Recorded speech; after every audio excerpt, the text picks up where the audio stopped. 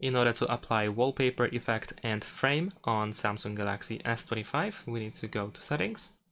Then over here, go to wallpaper and style, and we can either change the wallpaper and then we can find these effects when we are about to finish, or you can immediately go to the lock screen and home screen in order to start customizing.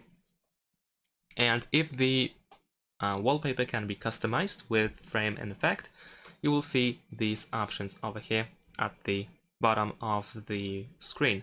You can also use suggest in order to let the phone give you any ideas how you can set it up, what you can use. But if you don't like it, then of course you can either press suggest again or you can go back. So if you go to frame, then you can set up a frame that you wish to use. You can also choose the color. And if you go to effect, it looks pretty similar. You can swipe in order to apply blur, grayscale, colors, and so on and so forth. And in some cases, you can also pick a color too. Once you are done with the customization, you can press down in the top right corner in order to apply it. Thanks for watching, leave a like and subscribe to my channel, and see you in my next videos. Bye!